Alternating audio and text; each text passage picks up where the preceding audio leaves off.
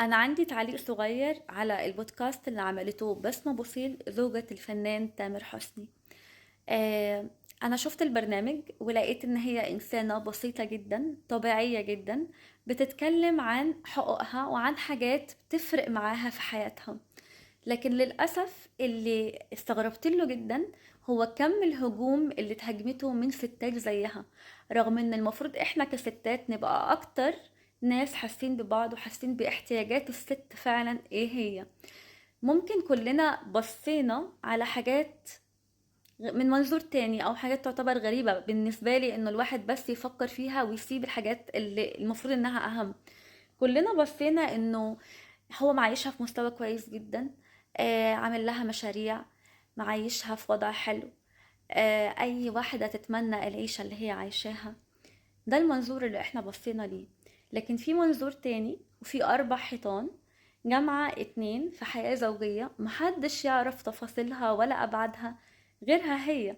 مفيش بني آدمة هتطلع تشتكي وتعبر عن حاجات بتضايقها على العلن إلا إذا كانت فعلا هي موجوعة ومجروحة من جواها. وكل الحاجات اللي اتقدمت لها بالنسبة لها مش فارقة قوي على قد ما كان فارق معاها احتياجها النفسي أو احتياجها العاطفي. هي ما طلبتش حاجة زيادة، أي بني آدمة طبيعية هتطلبها.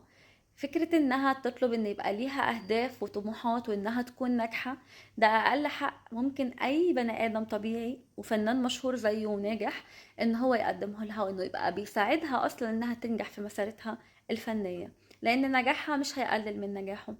فكرة إنها تبقى متشافة ومحبوبة، دي حاجة أي ست بتتمناها، إن فعلا تلاقي نفسها مع شريك حياتها أهم حد في الدنيا، حد بيتحب من قلبه، حد متشاف. أبقى متأكدة وواثقة وحاسة بأمان إن جوزي مش شايف غيري، عينه مش بتروح على حد تاني، مش بيخني، مراعي ربنا فيا، بيصلي وبيركعها زي ما بيقولوا.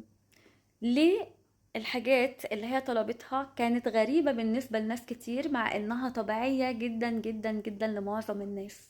احنا مش بنقلل من الدور اللي قدمه الفنان تامر حسني، ولا التنازلات ولا الحاجات الحلوة اللي هقدمها لها ولا المستوى اللي هو معيشها فيه. كل دي حاجات حلوة جدا، لكن في زي ما قلت حيطان جواها زوجين محدش يعرف تفاصيلهم غيرهم هما. ومفيش ست بتبقى موجوعة وحاسة بأذى نفسي إلا إذا كان فعلا جواها وجع كبير محدش هيحسه ولا هيقدره غيرها هي.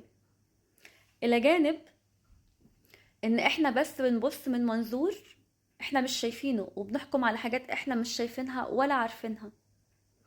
هي ست طبيعية جدا وست بسيطة جدا، ست بتتكلم بكل تلقائية عن احتياجاتها النفسية.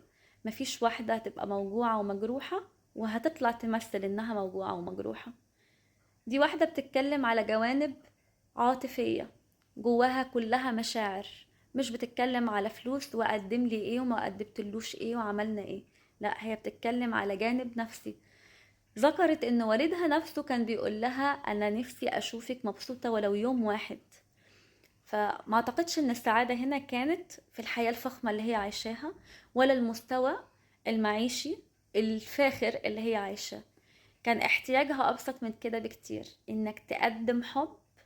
دي حاجة حلوة جدا، انك تقدم اهتمام وتقدير، اهتمام بتفاصيل الشخص اللي قدامك، بانك موجود في حياته، اهتمام بطموحه بنجاحه بتحقيق أهدافه. دي تخلي أي بني آدمة في الدنيا تدي انتماء لشريك حياتها العمر كله، ويبقى عندها انتماء ليه ولكل اللي بيقدمه لها.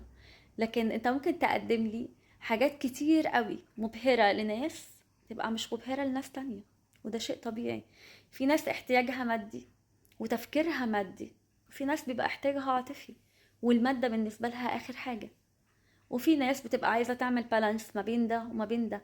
كل بني آدم في الدنيا بيشتكي من الحاجة اللي ناقصاه مش من الحاجة اللي عنده. هي عندها الماديات لكن كان ينقصها المشاعر وينقصها العواطف. ده في وجهة نظري البسيطة.